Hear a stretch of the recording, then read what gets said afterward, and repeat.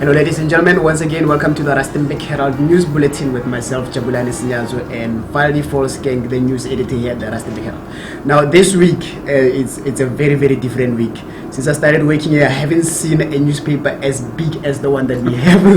We've got about 48 pages on this week's edition of the Rustenburg Herald, so you can be sure that it's packed with the happenings in and around of Rustenburg. Now, Valdi is going to start on the front page and I'm just going to continue from there. I see there's a new company there that we are promoting on the front page. Valdi will give us more details about that.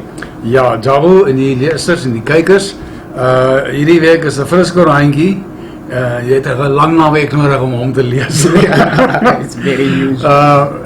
Ja, ons begin sommer met 'n nuwe onderneming in Rustenburg. Die plek se naam is Cappuccino's en Klei. Dit gaan oor koffie en beskuit en koek en al die lekker dinge, maar ook oor meer. En ons praat van keramiek. Die mense het 'n redelike klomp groot voorraad keramiek, kunswerke, potjies, kannetjies, koffiekoppies en pirinkies, artikeltjies, perdjies, speelgoedjies, enigiets wat jou huis sal mooi maak. Regte keramiek. Terwyl jy nou jou koppie koffie by hulle geniet en wegval in jou koek, gaan kies jy vir jou 'n artikeltjie en dan begin jy hom met die verf wat hulle ook vir jou gee, begin jy hom verf van enige kleur, enige motief met al die dinge en dan los jy hom by hulle, hulle bak hom vir jou in die regte oond. Dan gaan haal jy hom na 'n week en 'n half, 2 weke en dan het jy iets wat jou altyd sal herinner aan hierdie koffie. Lekker koffie wat jy nou daar by hulle gedrink het. Dit is ideaal vir verlovings, verjaarsdagpartytjies, dalk 'n spesiale ete tussen pa en ma, oupa of ouma. So hier ook al wel. Die hele storie in hierdie week se koerant, Cappuccino's en Klei is hulle naam. Hulle is boonbyers nou deur. Kyk, lees die artikel in hierdie week se uitgawe. Well, moving from a cup of coffee, we're moving now to lunch. We recently got information about a luncheon that was held here in Rustenburg. It was called Women's Day Luncheon. Now, it was held at a well-known restaurant here in Rustenburg. Now, the purpose of this was to unite the women here in Rustenburg so that they can get more information on how to get into small businesses. Now, small businesses are very important here in South Africa because they have got the potential to grow into big businesses and they can contribute towards the unemployment gap, reducing the unemployment gap, and also contribute towards the recovery of the economy. So the full story is on page 2 of this week's edition of the Rustenburg Herald and it was hosted by a foundation called I Am Woman Foundation, which is operating here in Rustenburg. Jabulani, oor die afgelope klompie weke, maande wil ek trouwens sê, het Rustenburg Herald baie gepraat en ons mense oor die Bakwena en die veiligheidstoestand op die Bakwena. Dit is met spyt dat ons moet sê dat die Bakwena op party tye in 'n oorlogzone ontaard het. Daar's al mense doodgeskiet, mense is aangeval, mense se voertuie is beskadig. Baie mense was gelukkig om te ontsnap van 'n sekere dood. Vir nou Vrydag, byvoorbeeld Vrydag aand, is nie minder nie as 6 voertuie beskadig deur mense wat op een of ander wrede, ongelooflike manier 'n lewe probeer maak. Ons wonder of dit regtig so sleg gaan in ons land en of hierdie mense maar net gebore kriminele is. Dit ook al sê, ons het met die mense van die Bakwena, Jamain van Wyk gepraat. Sy doen baie sy reik baie uit na ons lesers en na padgebruikers om vertel vir hulle wat die situasie is, wat hulle probeer doen, wat hulle te doen staan, wat jy moet doen, wat jou verantwoordelikhede is, waarvoor jy moet versigtig wees. En dan gee sy 'n hele klomp nommers en kontaknommers veral van polisiestasies in die omgewing wat jy dringend kan skakel indien jy ewe skielik in die middel van die dag of nag hulp nodig het. Die beste van alles is vermy die Bakwena voorlopig in die aand. Moenie na ure ry nie. Dit is nie die moeite werd vir jou om jou self en jou gesin se veiligheid in gedrang te plaas nie. Well, moving right along, we know that it has been almost 2 years that we've never had this competition. The Happily Hitched competition. That's an opportunity where you can get a chance to win about 10,000 rand by using your Happily Hitched photo.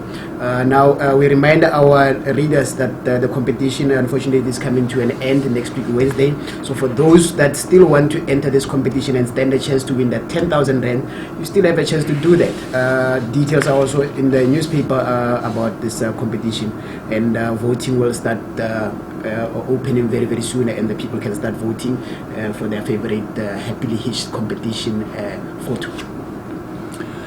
So Belani, ons het verlede week dink ek ook gepraat van ons loterybaas wat die geld wat vir 'n skool op sy gesit is gebruik is om maar huis te betaal by LTW Sport.